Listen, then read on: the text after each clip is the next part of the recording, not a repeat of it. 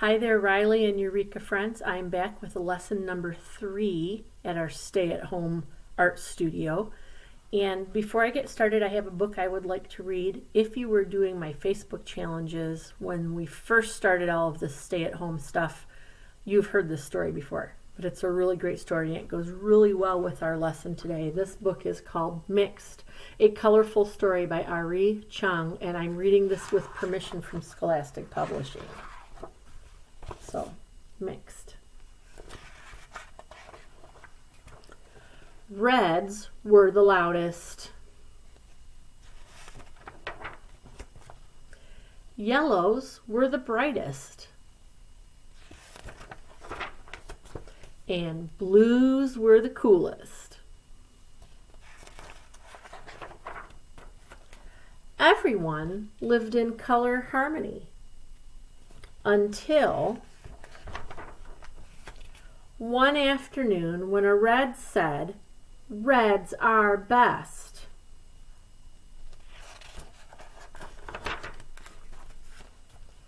The yellows disagreed.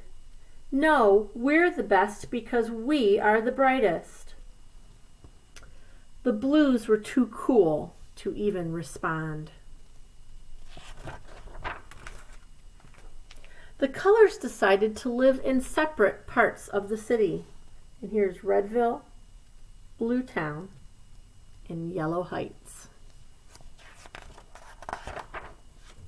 But then one day, a yellow noticed a blue.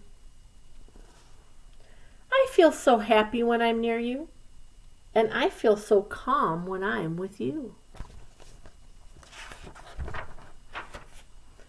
Yellow and blue became inseparable.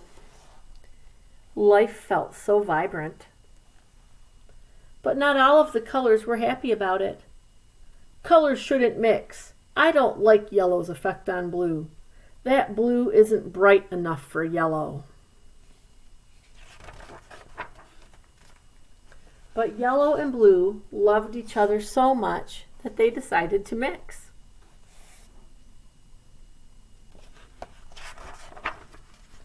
And together they created a new color. They named her Green. Green was bright like yellow and calm like blue. But really, she was a color all her own.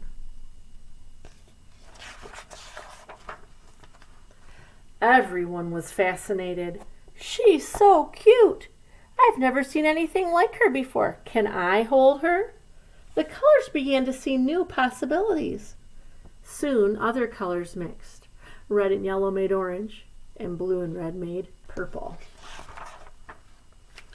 And mixed, and mixed. There were so many new colors and a lot of new names.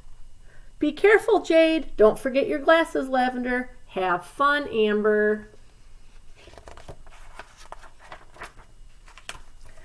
The old neighborhoods of Redville, Blue Town, and Yellow Heights didn't make sense anymore. Everyone wanted to live together, so they rebuilt the city.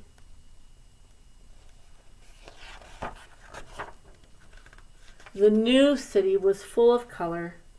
It wasn't perfect, but it was home.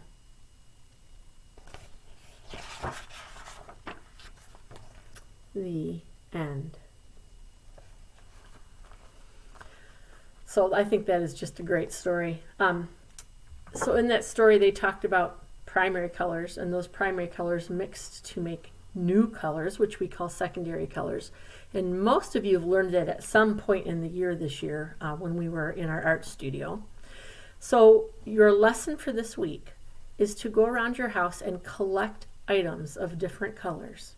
You could collect them out of your toy box, out of your bedroom, out of your pantry, and you are going to make a color wheel by arranging those objects on the floor or on a table and taking a picture of them. I have down below this video 2 buttons you can click to watch some really fun YouTube videos about the color wheel and color mixing. I also have a picture of my found object color wheel, and I have a picture of the color wheel. so you can see how that's put together. Some extra challenges for you once you're done building your color wheel. You could arrange some of those objects and draw a still life color object picture, draw or paint. You could sort those into different color groups that we've learned about, like warm colors and cool colors, or primary and secondary colors, or complementary colors for some of you older kids, or analogous colors. Remember, those are colors that are neighbors with each other.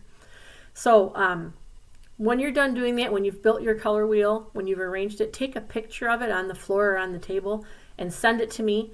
Show me that you've participated by emailing me that picture, by posting on this blog, or by coming to my Zoom meetings and showing me what you've done. I would love to see your faces and see the artwork you've done. I really appreciate you sharing your participation with me and knowing that you are doing your art lessons once a week.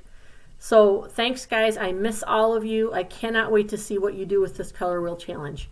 Bye.